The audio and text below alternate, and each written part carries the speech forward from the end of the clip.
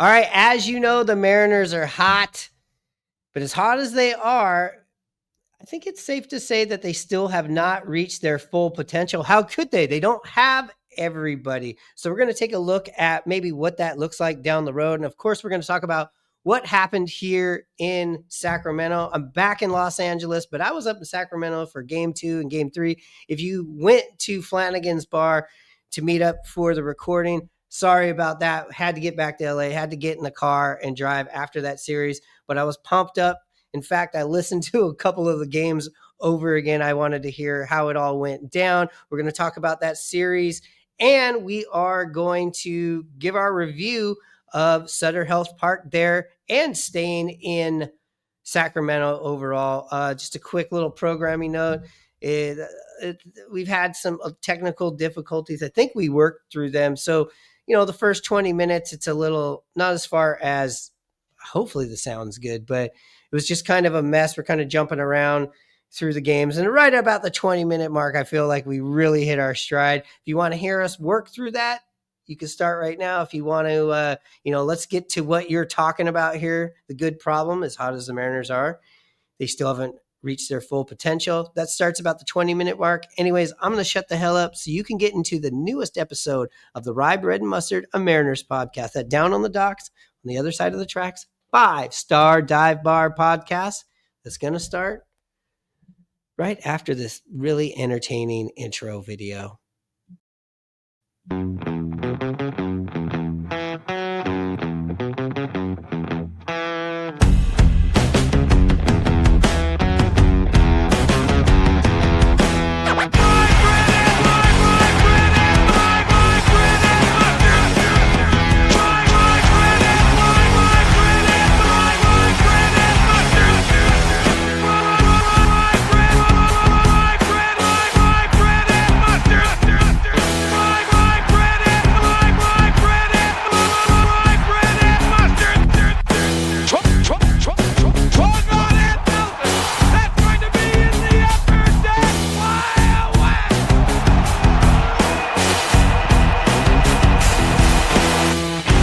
In the laundry room, because we've had all kinds of weird malfunctions because we don't have the Rodecaster mixer. So anybody that does a podcast or does recordings would understand what I'm talking about. If not, you're like, who gives a shit? Let's talk about Mariners. Well, what's going on, Ninja? What's going down out there in the laundry room? It's not too bad. It's not too hot today, but if we had to do this again and on a little hotter day, it might be a problem. But you're dedicated to the show. If the Mariners went up to Sacramento and could have very well lost all 3 of those games, just how close they were played, would you be out in the laundry room right now, or would you just be like, fuck this? No, I'd be out here talking. We need to, talk about the Mariners, talk about what's going on. Yeah, 9 series in a row. This one might have been the toughest one, I think, out of all of these. Now, I'm trying to just remember back all of these series. I mean, this was absolutely baseball played at its most competitiveness that we've seen. I'm just trying to rack my brain of all these series, but the Sacramento series seemed like it could have went either way the whole time. Yeah, all 3 games, really, really close games. Really fun to watch. I think people underestimated Oakland in the beginning of the season, and they're actually like a competitive ball team. Yeah. I mean, just looking at their lineup for the first time this season, or no, second time this season, but now that players have established who they are, I mean, this Jacob Wilson guy, I want nothing to do with this dude. Yeah, he's a 23-year-old hitting machine. It's crazy how much contact he makes in his, batted ball rate and all those other metrics. And this guy's only struck out 7 times now. Munoz got him. Yeah, I mean, you start that series where Dan Wilson makes that decision to walk 2 guys in the bottom of the 11th inning and face Wilson, and he makes you pay. As Goldie said, Jacob Wilson is doing the things that Jacob Wilson does. So, Dan Wilson was looking for him to hit it right at somebody. And, throw the ball into home plate, maybe get the double play if it's sharply hit. Doesn't happen. The A's win, and then you end the series in a situation where he's up to bat with the tying run, on second base, a winning run on first base, and Munoz goes out there and gets revenge for Dan Wilson and the Mariners. And the Mariners take 2 of 3 here. We started off the week watching the game down here in Los Angeles, and it was a long drive up there, 5.5 hours of listening to Mariners radio about the night before. I mean, that one really, really burnt, but the way the Mariners bounced back and, going into game 2, they were down 1. I was starting to sit there and contemplate, why did we come up here?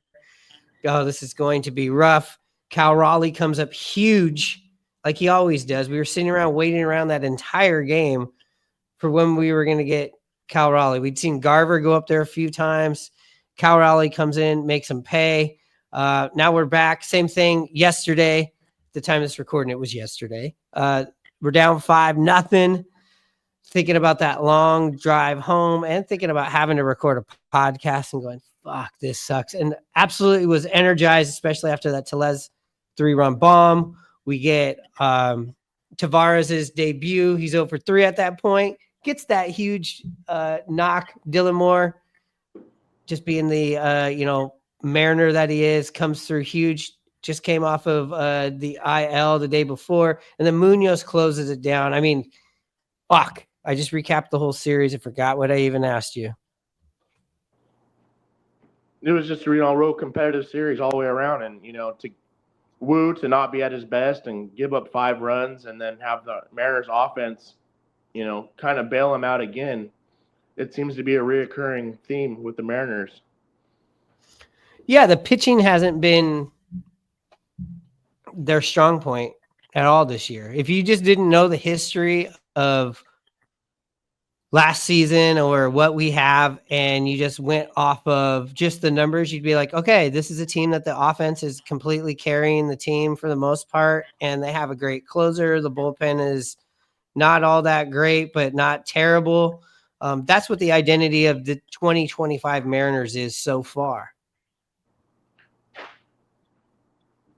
And again, I think Wu has a pretty good record against the Oakland Athletics. And he does. I don't think he's given up that many runs to them ever before. So no, hitting. I'm pretty sure he gave up more runs in that first inning than maybe he did prior going into that. Definitely in that game. And then to have our bullpen come in and shut the door on him. Good to see. Brash came in, he just wasn't there. That was kind of. But seeing Munoz strike out Wilson to end it, that was awesome. Yeah, the bullpen in that series. I'm going to pull the stats up here on the screen. It might be a little hard for you to see out there in the laundry room, but I believe the Mariners bullpen only gave up 2 runs. Going to yesterday's game, or going back to Monday's game, Snyder gives up a run. That both runs, Munoz and 2 runs in that first game. You had Snyder who gave up a run, and you had Legumina, or I like to call him John Leguizamo. Legumina, he gives up a run, and Munoz gives up a run. But as far as earned runs, that's only 1 run. If you did not know this, I'm not sure I even really knew this. The ghost runner is an inherited run, so that doesn't go against your ERA. And I want to say in game 2 of the series, we're talking about the bullpen. They didn't give up. Let's see, they gave up 1 run in the next game. I think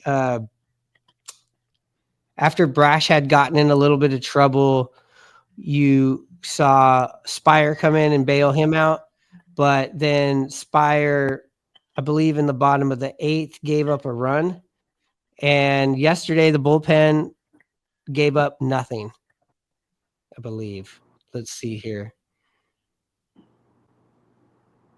Yeah.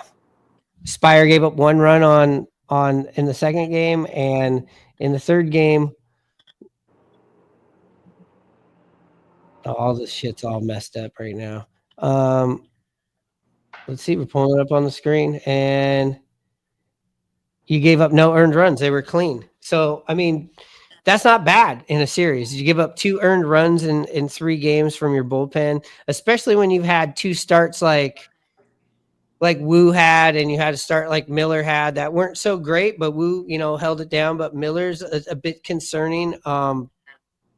But as far as the bullpen, you saw Matt Brash come back in this series, or sorry, you saw him come back in the Texas series. Wasn't super sharp in his outing out here, but overall, the bullpen looks better than it has, especially when you add in the factors like Vargas getting his first save. You couldn't use him in the second game. I mean, sorry, you couldn't use Munoz so much in the second game. I don't know when and if they were going to have to break him out if they went into extra innings. But you saw Vargas come in there, huge save for Vargas. Yeah, Vargas is right now our setup guy. I think he's earned it. He's dealing out there. He's hitting 97. I don't know if I've seen him hit 98 yet, but he's definitely stepped it up a notch. And I think he's our 8th inning guy right now. That's interesting. You would go with instead of Spire's kind of like go get the lefties, right? He's going to pitch in the 8th. He's going to pitch in the 7th. He might even pitch in the 6th. Excuse me. Seems like more of your like situational guy. Brash is supposed to be your setup, but you're saying right now you'd go with Vargas over Thornton. Definitely, but like you said, I think it's situational. Whether you're facing lefties coming up in the 8th inning or you're facing righties, you go with Spires or Vargas, depending on the situation. But I like the way Vargas is pitching, and I think he's Brash is going to have to beat him out for that spot if he really wants it. So right now we're talking bullpen. Obviously, Andres Munoz, 13 for 13 on saves. Let's just pull him up. How many innings does this guy have now of scoreless innings? Is it 18 innings? Is it 19 innings? It's 18 innings of scoreless baseball. So he's pitched 2 complete games, shutouts. Just put that into perspective. He's a godsend, where this guy didn't think he could improve from his last couple of years, but he's also stepped it up a notch. It's amazing to have that type of person on your baseball team that can just come in and shut the front end of a lineup down in high leverage situation. Yeah, that outing that he had on Friday. On Friday. God, I'm all over the place today. On Monday, that's what made that game really hurt. The way he got out of that jam, just striking 3 guys out with the bases loaded there. Just absolutely no fucking surrender from this guy. And then in those extra innings, you don't get to see Cal. You don't get to see Julio. You don't get to see the meat of the order at all. They never come back up.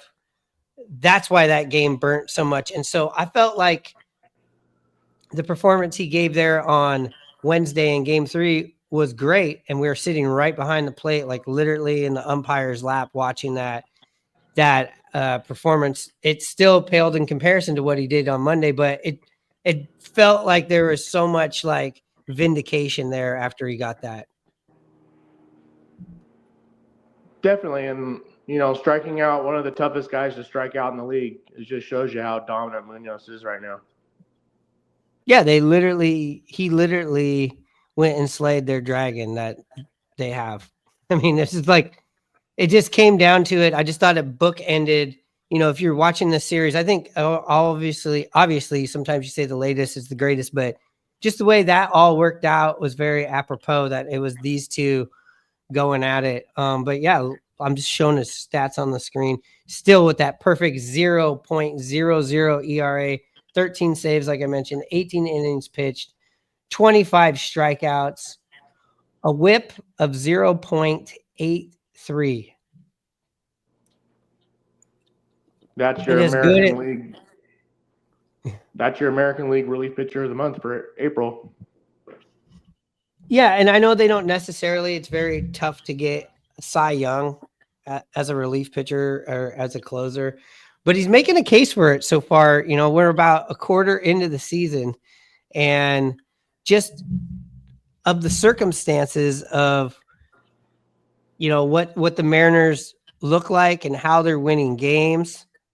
Um, your bullpen not being what it should be, your starting rotation definitely not being what it should be, and the Mariners are always going to play close games. But I mean, besides the, you know, surprising offense that you have, the other side of that is definitely Andres Munoz. He's on pace for a 60 save season, giving up 0 runs. If he does Yeah. that, he'll win the Cy Young, right? If yes, I'll make this prediction. If he gets 60 saves and doesn't give up a single earned run the whole season, I would guess he'd probably be the favorite for the Cy Young, maybe even the MVP. Saying there's a chance. All right. Yeah. But look, let's actually look at some of the stuff that we had here that I'll go to a quick break, and then I'll have some of the moments that we'll talk about. Maybe I'll have some video on here. This is kind of a mess today, but we got to get one in. Actually, let's skip that break. Let's just talk about Cal Raleigh in game 2. I thought that was amazing. As a fan, I'm sure people watching on television kept on being like, when are we going to see Cal? When are we going to see Cal? We heard it. He was supposed to have a day off. He had a long night the night before. In the stands, you got to see all the players that were on the bench would have to run across the field out into the outfield to, you know, hit the cages to get stretch out, maybe like put on their uniform that they didn't have on as far as the jersey tops. I think I saw Leo Rivas would not have a uniform on most of the game and then go out and he would return and he'd have the uniform top on. But Cal Raleigh, we just kept passing them by, and you kept seeing Mitch Garver get more at bats and more at bats, and you were like, that place was going to go insane, or at least I was, if we had seen Mitch Garver go up there with the bases loaded in the bottom of the 9th. And it just seemed like everybody knew what Cal was going to do. We weren't even surprised. Definitely, he's Mr. Clutch for the Mariners right now. That's the guy you want in that situation. He seems like the game just slows down to him, and he's knew his role of not really trying to hit a bomb and just a single wins it. So slap that ball into. Now, I know you can't see this out in the garage, and the people can't see this that are listening on the podcast side of this, but I am going to share. We'll go to our Instagram. If you haven't been to our Instagram, it's just Rye Bread and Mustard Podcast. I do have the footage from the stands here of Cal. Here's the.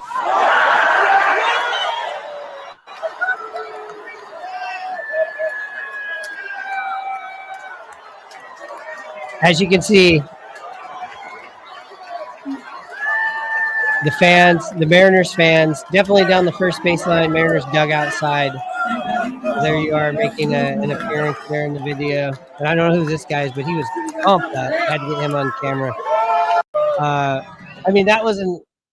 I know there was only so many people in the stands, but it felt like a absolute home game when he got that single right there. Yeah, I mean, even before that, when we started chanting the "Let's Go Mariners" thing, and the A's fans tried to drown it out, but they just couldn't do it because there was more Mariners fans being louder. There was more Athletics fans, but the Mariners fans were making it known that we were there at the game.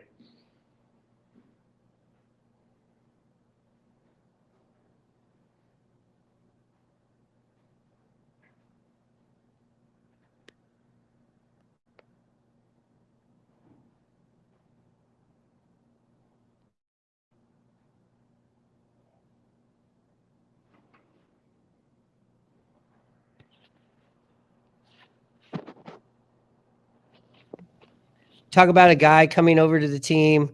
You were 0 for 3 in the game. You just got released from the team that you've been a part of in the organization for 10 years. Game is on the line, and boom, he comes through, 2-out single, ties up the game. I mean, that's got to be huge. I remember looking over because we were right behind the plate, looking over to the dugout. Every single Mariner was up, and especially the Dominican Republic players were absolutely going insane when he got that hit.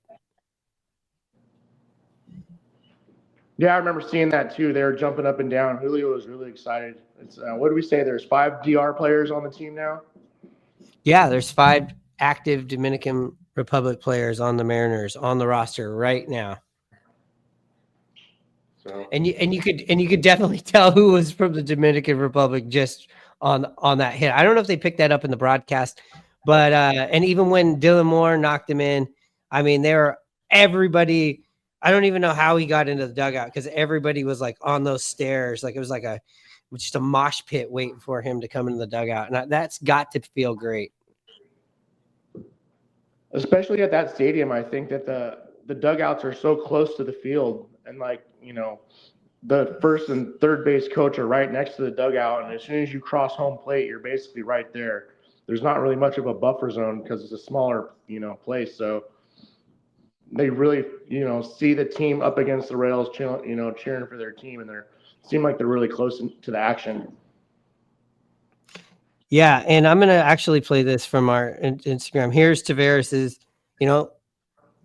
earning his keep on his first day with the Seattle Mariners right here. Here's what it sounded like, and here's what it looked like if you're checking this out on YouTube from the cheap seats, 2 rows back from the home plate.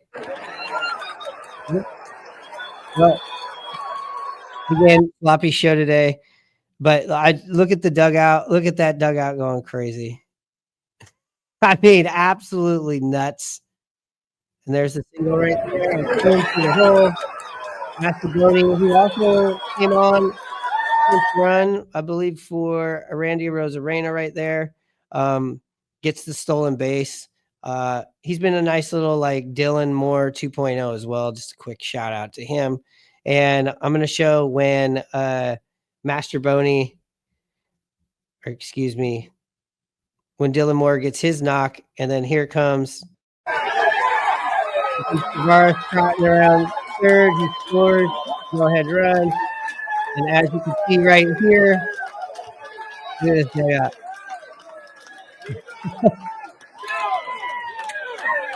Boom. Anyway, I don't know how to turn this off. It's tricky. It's again today's podcast. It's a little sloppy, like I said there in the intro. But as far as something to really anchor down and talk about, let's take a break and let's come back and let's talk about what this roster looks like and what it's going to be looking like going forward, and kind of like think about what's going to look like in a month, what's it going to look like in July, and maybe what some of the needs are really quick. We'll do that for the next 10 minutes of this episode. It's going to be a shorter episode today because of all the technical issues, and the Mariners about to kick off their series with Toronto tomorrow or today, depending on when you're checking this out. We definitely want to get one out. Anyways, we'll be back in about 30 seconds. Yeah, let's do 30 seconds. Get ready to play hardball in the Kingdome. Take me to the ball game. I want to see the Ants. The Mariners are playing hardball. Did it again and again and again. Did it again. Princess Tours, the vacation company, brings you the best show in baseball when the San Diego Chicken plays hardball with the Seattle Mariners and the Baltimore Orioles tonight in the Kingdome.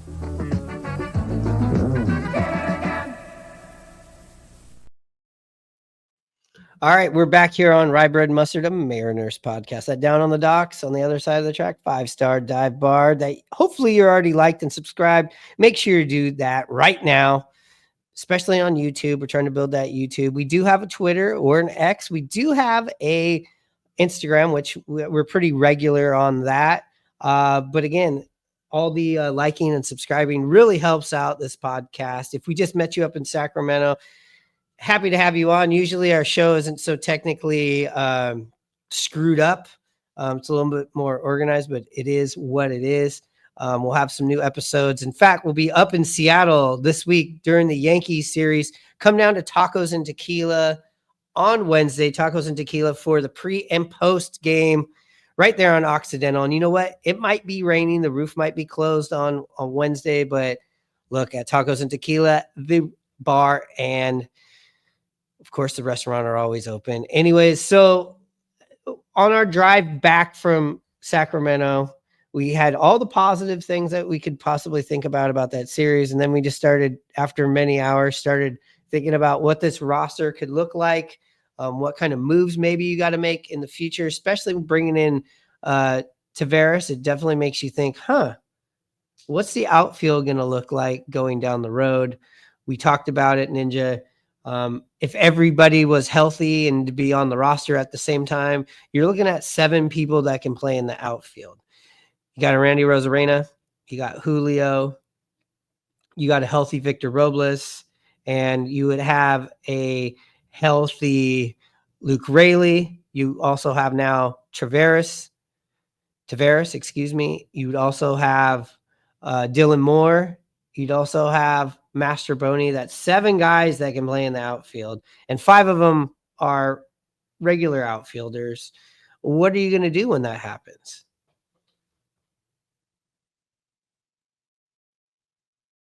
Oh, and I think you're muted. Hold on. Now you're on. I got it.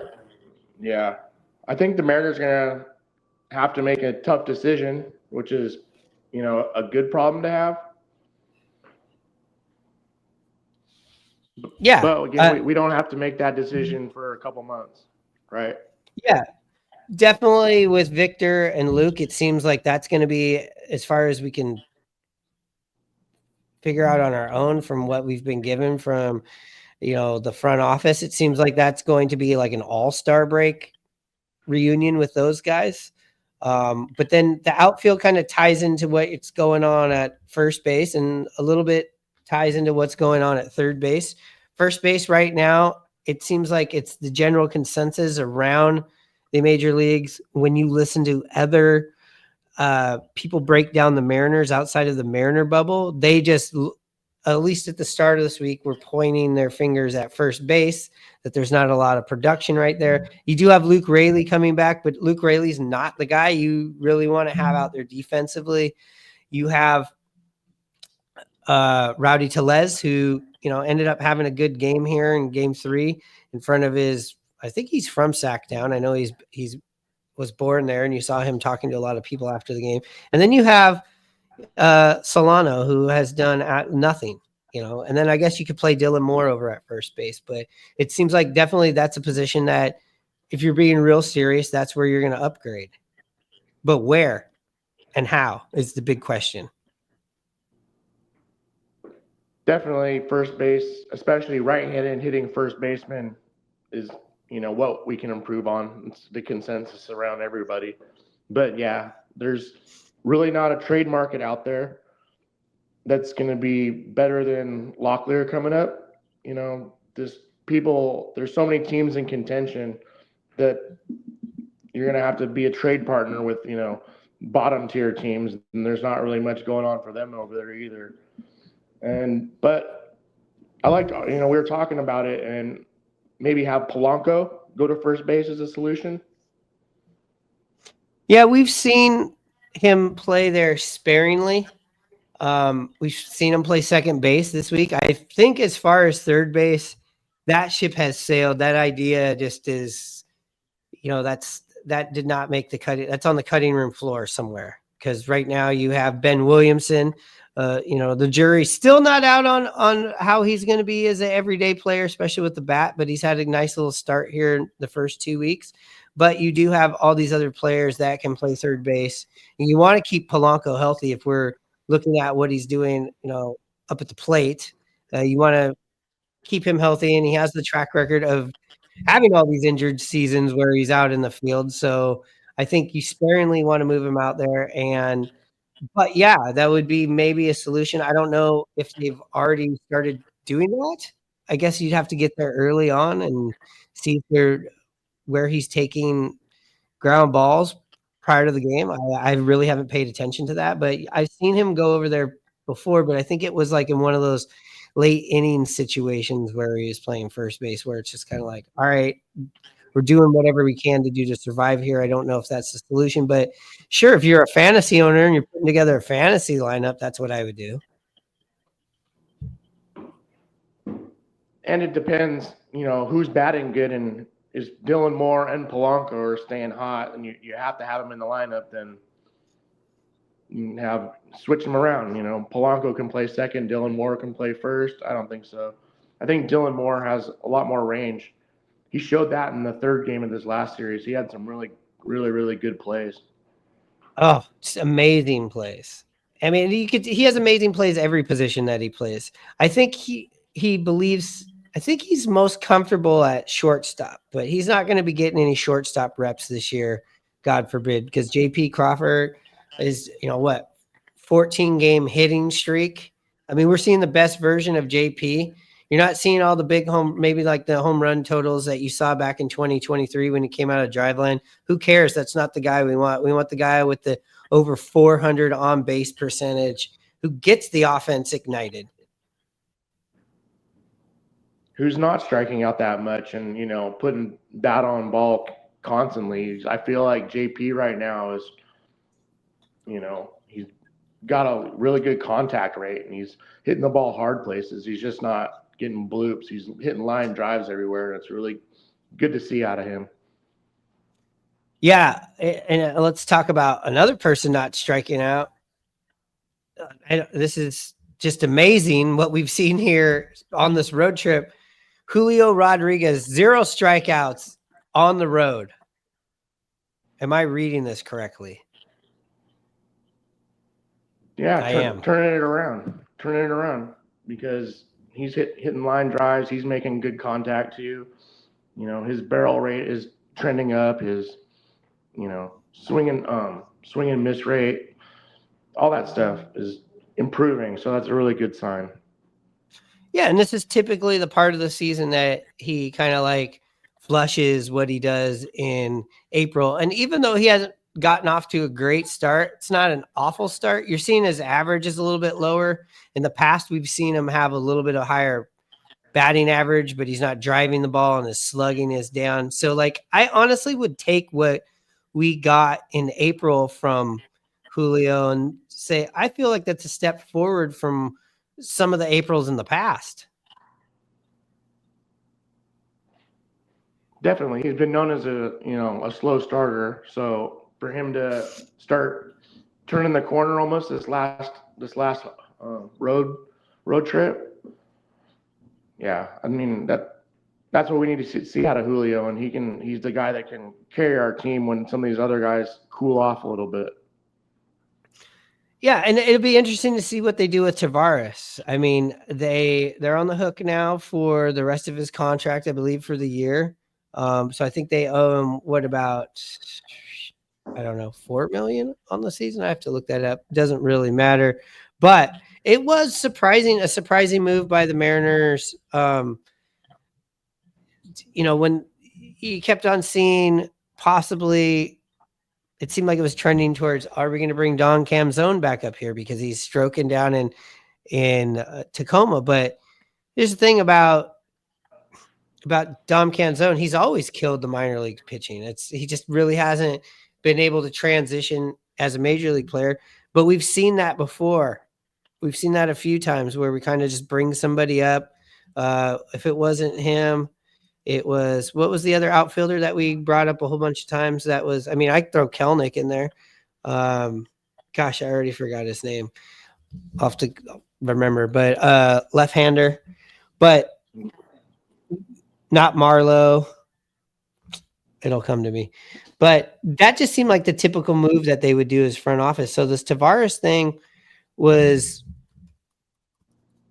a surprise, and also I was surprised to see that he got released by the Rangers, considering he's been their center fielder for a few years. He's only 26. I didn't see what the reasons were, but you're just saying that they just have bigger and better things coming up from the as far as prospects. Yeah, they have a couple young guys young guys, younger than Tavares, I think, in Wyatt Langford and the other guy. Who knows what Texas is thinking. You got a plus defender, center fielder, World Series champion, is definitely an improvement from what, we have, with a real high upside for him. Steals bases, had another money bag, helped us win a game. I think it's an improvement for the Mariners again. Well, it's definitely somebody that you could go, there's an everyday player, or when he's switch hitter. So as long as he's producing, he's going to be out there every day in right field. You also seen Randy Arozarena kind of have a bit of an injury there with the hamstring. I know he was in left field yesterday, but that does give you some flexibility to like give him a day off or have him DH depending on what's going on with Polanco. But as far as Tavares, yeah, he can steal bags. I'm looking through his stats right here. I have them up on the screen. If we just go to stolen bases, last season had 23, prior to that 14, 11, 10. So he's got 73 career stolen bags, but Texas doesn't steal bags like the Mariners do. So I'm wondering what those totals will look like in this offense. It's definitely going to be interesting to see how he does, and maybe a change of environment. He's our Victor Robles of this year, and he goes on to make it real difficult on us. Should we go Tavares, who's a hot hitter, or should we go with Victor Robles when he comes back? Hopefully that's the decision we're having to make. Yeah, and if I'm Randy Arozarena, I'm stepping up my game too. I mean, same. There's definitely an opportunity right now for this guy to be like, I'm on this roster, I'm in this lineup every single day, and he's gonna get 40 or 50 games before you're even worried about these other guys coming back. At least 30 games. He's at least getting a month.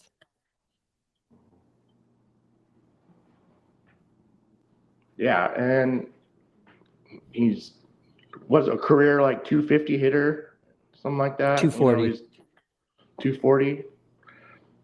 Above average defense. He has big time range. He's a really good defensive player. So, and he's a world champion. He's a world champion, and I'm sure Julio and all of them know each other. So you are bringing another person from the Dominican Republic onto the team, and usually all those guys are pretty tight with each other, or they train around each other. So that's probably a comfortable situation for him. And look, he's going to get to see his former team that gave up on him at least two more series with the Texas Rangers on the schedule. And I'm sure he's going to want to, like Ricky Vaughn said in Major League, every time I'm going to see you, I'm going to take this ball and I'm going to shove it up your fucking ass.